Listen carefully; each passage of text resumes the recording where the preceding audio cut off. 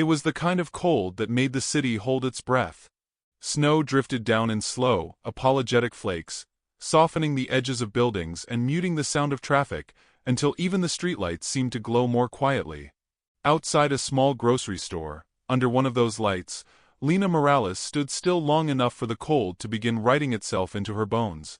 She was 23, though the night made her look older, her shoulders drawn inward, her chin tucked into a coat that had lost its warmth long before winter found her. The zipper was broken. She kept one hand in the pocket anyway, as if memory alone could keep it functional. In the other hand she held a folded piece of paper, creased so many times it had learned how to stay small. It was a list, not long, not ambitious. Rice. Soup. Bread. Something sweet, if it was cheap. People passed her in careful arcs, eyes skimming past her face the way one avoids ice on a sidewalk. Some offered tight smiles that asked for forgiveness without conversation. Others pretended to be busy with phones or bags, or the urgent need to be somewhere warmer. Lena watched their breath bloom and vanish, each cloud a reminder that warmth existed somewhere else. She didn't chase anyone. She had learned that lesson early. Asking once took courage. Asking twice felt like erasing herself. So she waited, counting steps between the automatic doors, listening to the bell ring and ring again, measuring time and exits. When she did speak, her voice was steady. It surprised even her. "Can you buy my Christmas food? I'm freezing." No tremor. No explanation. Just the truth, held out carefully, like something that could be dropped. Most said nothing at all. Then a man stepped out with a single bag tucked under his arm. He moved without hurry, as if the night had nowhere to push him.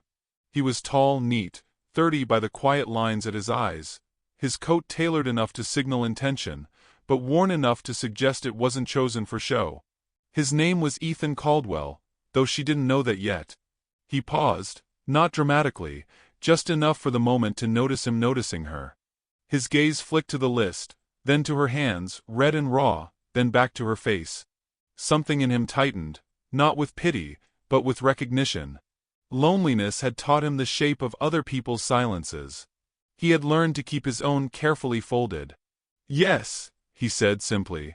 Inside, the store smelled like oranges and floor cleaner. The warmth hit her all at once, a shock that made her blink. Ethan didn't ask questions. He took the list, read it, nodded. He added a loaf that wasn't on it. A small cake dusted with powdered sugar. At the register, Lena tried to refuse the cake. He shook his head, not unkindly. Outside again, the cold rushed back in, offended at being left behind. He handed her the bag. Their fingers brushed. It was an accident, but it lingered in the air between them, a small spark that didn't know where to land. "Thank you," she said. Gratitude lived easily in her voice. It had learned how to survive there. "I won't forget this." He nodded, already turning away. He had done what was required. Kindness, contained. He took 3 steps before he heard a second set of footsteps crunch behind him. "Dad!" The word cracked the night open. A small boy stood just inside the light, 7 years old, bundled in a puffy coat that made him look like he was made of spare parts and hope. His name was Noah. His eyes were too observant for his age, steady and curious, taking in Lena the way children do, without the armor adults carry. Ethan froze. He hadn't realized Noah had followed him out, hadn't felt the quiet presence that trailed him everywhere now, like a promise he was afraid to break. Noah looked at the grocery bag, then at Lena's shoes, damp and thin, then back up at his father. "Is she okay?" he asked, softly, as if loudness might make the cold worse. Lena smiled, reflexive, practiced. "I'm fine," she said to the child, because it was easier than explaining the truth to a stranger who believed in it. But Noah didn't look convinced. He reached into his pocket and pulled out a pair of knit gloves, blue and slightly mismatched. He held them out, arms extended, a bridge he didn't know he was building. Ethan's chest tightened again, sharper this time. The night, the light, the quiet dignity in the way Lena accepted the gloves without protest, all of it pressed against the careful walls he'd built since grief taught him how to live inside himself. "Where are you staying tonight?" The question escaped him before he could weigh it. warm breath turning to frost as soon as it left his mouth. Lena hesitated. Snow settled on her lashes. The answer hovered, fragile, between honesty and pride. The streetlight flickered overhead, and for a moment the world felt suspended, waiting to see which way the cold would fall. Ethan watched her breathe, each exhale a quiet negotiation with the night, and felt something unfasten. He thought of the house waiting for him, clean and silent, the extra chair tucked in, the kettle cold. He thought of Noah's gloves now warming someone else, of the list folded thin as hope. The question he had asked stood between them, demanding courage instead of courtesy. If she spoke the truth, he would have to choose what kind of man walked back into the snow. If she didn't, the cold would decide for them both, and the light would keep flickering, pretending not to see. Somewhere beyond the glass doors, Christmas waited, patient and uncertain, while 3 lives balanced on a single, unfinished answer in the falling snow. Ethan did not answer right away.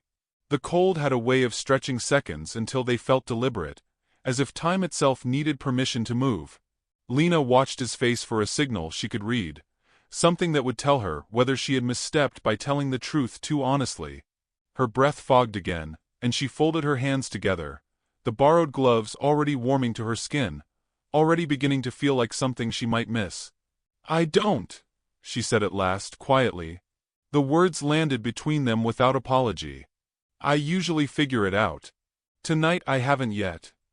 Noah shifted closer to his father, pressing his small shoulder against Ethan's coat. He didn't look afraid. He looked thoughtful, like someone arranging pieces in his mind until they made sense. Ethan felt that familiar tightening in his chest, the one that came when the world asked him to be more than careful. The streetlight flickered again, and in that brief pulse of brightness he saw Lena clearly, not as a problem to be solved, but as a person standing at the edge of endurance. "You can sit in the car," he said, surprising himself with how steady his voice sounded. "Just to warm up. We'll figure the rest out." The word we hovered, tentative and hopeful. Lena hesitated only a moment before nodding. She followed them to the car, each step cautious, as if she expected the offer to dissolve if she moved too quickly. The door opened with a soft click. Warm air spilled out, scented faintly with pine from a forgotten air freshener. She slid into the back seat, careful to keep her damp shoes tucked beneath her, hands folded in her lap like a guest unsure of the rules. Ethan started the engine. Heat bloomed slowly, a low hum filling the silence. Snow traced pale lines across the windshield. Noah turned around in his seat, studying Lena with open curiosity. "I'm Noah," he said, as if introductions were the most natural thing in the world. "I'm Lena," she replied, and the sound of her name felt different here, cushioned by warmth. They drove without urgency. The city passed in softened colors, storefronts glowing, wreaths blurred into green halos. Lena watched the world move by through glass that no longer bit at her skin. She hadn't realized how much the cold had demanded of her, until it loosened its grip. Her shoulders dropped. Her jaw unclenched. Ethan glanced at her in the mirror. She looked smaller now, less guarded, exhaustion visible in the gentle slump of her posture. He thought of his house, the way it waited for him every night, orderly and echoing. He had built it that way on purpose. Control had felt safer than warmth. At the house, he hesitated again, keys in hand. "You can come in," he said. "Just for a bit. No pressure." Inside, the air was still, tinged with the clean scent of soap and wood. Lights flicked on one by one, revealing a space that was lived in but restrained, as if laughter had once been louder here, and learned to whisper instead. Lena paused at the doorway, instinctively small, as if afraid to leave footprints. "Shoes are fine," Ethan said, catching her hesitation. "Really?" He put the kettle on.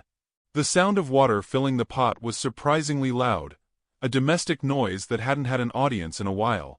Noah shrugged out of his coat and padded off, returning with a blanket he dragged behind him like a trophy. He held it out to Lena with both hands. "For you," he said. "It's the warm one." Lena took it, fingers curling into the fabric. The kindness was uncomplicated, offered without calculation. It made her throat tighten in a way hunger never had. They sat at the kitchen table, steam rising from mismatched mugs. The tea tasted faintly of chamomile, and something floral she couldn't name. She wrapped the blanket around her shoulders and felt herself settle, the way a body does when it realizes it is allowed to rest. "Thank you," she said again, softer this time, because the words had grown heavier. Ethan nodded, watching the way color slowly returned to her cheeks. He felt an unfamiliar easing, as if the room itself had shifted, the angles less sharp. Noah swung his legs beneath the chair, content simply to be part of something. Outside, snow continued its quiet work, layering the world in white. Inside, the kettle clicked off, forgotten, the house holding a breath it hadn't known it was missing. Ethan looked at Lena across the table, saw not need but resilience, and felt the careful walls inside him bend. He didn't know what came next, only that the night had already changed course, and that whatever waited beyond this warmth would ask more of him than he had planned to give. Night settled gently around the house, not with finality, but with a kind of permission. Snow softened the windows until the outside world felt distant, reduced to shadow and hush. The kitchen light remained on, a warm island in the dark, and the small candle Ethan lit more out of habit than ceremony flickered, as if it were learning how to breathe in company. Noah had fallen asleep on the couch, blanket tucked beneath his chin, one sock missing. His steady breathing threaded the room with quiet reassurance. Ethan glanced at him now and then, a reflex he never quite outgrew, and each time his gaze returned to Lena, seated across from him at the table, hands wrapped around her mug like it was something earned. The tea had gone lukewarm, forgotten, but neither of them moved to refresh it. Words, it turned out, required a different kind of heat. "You don't have to stay up," Ethan said, though he didn't sound eager for the night to end. "If you're tired." "I'm always tired," Lena replied, then paused, surprised at herself. She smiled faintly, as if to soften the truth. "But this kind is manageable." The candle leaned slightly, flame stretching, then settling. Ethan nodded, understanding more than he explained. He had lived with a version of that tiredness for years, the one that didn't sleep off, the one that folded itself into routines and called them peace. "I didn't plan on stopping tonight," he said after a moment. "I usually don't." "I know," Lena said. She didn't ask why. She didn't ask what he usually did instead. She sensed the shape of his boundaries and respected them instinctively. Silence returned, but it was different now, companionable rather than guarded. Lena traced the rim of her mug with one finger, then let her hand rest flat on the table, as if grounding herself before stepping forward. "My mom used to say winter tells the truth about people," she said quietly. "You can pretend a lot of things when it's warm." Ethan watched the candle respond to her words, flame dipping, then steadying. "What did winter tell you?" he asked. She considered the question carefully, as if it deserved precision. "That strength isn't loud. And that dignity can be very lonely." She told him about the small apartment she lost when rent crept higher than her paychecks. About choosing work over school because someone had to choose survival. About learning to ask for help once, clearly, and then to stop before it cost her the last piece of herself. She didn't dramatize it. She didn't rush. Her story unfolded the way snow fell, quietly accumulating weight. Ethan listened without interruption, hands folded, posture open. He didn't offer solutions. He didn't nod too much. He simply stayed. When she finished, the candle had burned lower, wax pooling like a pale moon. The room felt altered, as if her honesty had rearranged the furniture. "My wife died 3 years ago," Ethan said, not abruptly, but without preamble. The truth sat easily in his mouth, practiced but still sharp. "Cancer. Fast and then slow, and then fast again." Lena didn't speak. She let him continue at his own pace. "I learned how to function," he went on. "How to be efficient with grief. Noah needed stability, so I built it. Schedules. Order. Quiet." He smiled faintly, without humor. "I got very good at being fine." The candle guttered, then steadied, its light catching in his eyes. "Somewhere along the way, I forgot how to be warm." Lena reached for her mug again, not because she needed it, but because the gesture felt right. "You didn't forget," she said gently. "You stored it." He looked at her then, really looked, and something in his chest shifted, subtle but unmistakable. Recognition passed between them, not romantic, not urgent, but deep. Two people who knew what it meant to carry something heavy, without making it anyone else's burden. Noah stirred on the couch, murmured something indistinct, then settled again. The sound anchored the room, a reminder of what remained possible. "I don't want to be a complication," Lena said, the old reflex surfacing. "I don't want to make things harder." "You're not," Ethan replied immediately, and surprised himself with the certainty in his voice. He softened it. "Being here doesn't make anything worse." The candle finally surrendered, wick sinking into wax, smoke curling briefly before vanishing. Ethan stood to open a window just a crack, letting the smoke escape. Cold air brushed the room, a reminder of the world waiting beyond the glass. When he turned back, Lena was watching him, something unguarded in her expression, something hopeful and afraid all at once. The night felt poised, like a held note. Ethan realized then that offering warmth was no longer the risk. The risk was what would happen when morning came and warmth asked to be remembered. Morning arrived without ceremony, easing itself into the house through pale seams of light. Snow still covered the ground, but it no longer felt accusatory. It rested quietly on rooftops and branches, softened by dawn, as if the night had decided to forgive itself. Ethan woke first, the habit ingrained, his body trained to anticipate responsibility before comfort. He stood in the kitchen, kettle humming, watching steam rise and vanish. For a moment, he let himself believe this was how mornings could feel. Unhurried. Warm. Human. From the hallway, he heard movement. Soft footsteps. Careful ones. Lena stood at the doorway, coat already on, her hair pulled back, the borrowed gloves folded neatly in her hands. She looked composed, almost serene, which frightened him more than panic would have. "I didn't want to wake anyone," she said quietly. "You've already done more than enough." The words were polite. Practiced. A clean exit. Ethan set the kettle down harder than intended. "You don't have to leave like that." She smiled, small and grateful, the kind of smile that closed doors gently. "I do. I know how these moments work. They end before they ask too much." He wanted to argue, but the truth snagged. He had built his life around endings that never demanded explanations. He glanced toward the living room, where Noah slept curled around the blanket like it was a promise. Before he could speak, his phone vibrated on the counter. Work. The screen lit his face with its cold urgency. A message from his board. A reminder of meetings, expectations, the version of himself that never stopped moving. Lena saw it, the way his shoulders straightened automatically, the way distance returned to his eyes. "I should go," she said, more firmly now. "Thank you for the warmth." Fear moved through Ethan, sharp and unfamiliar.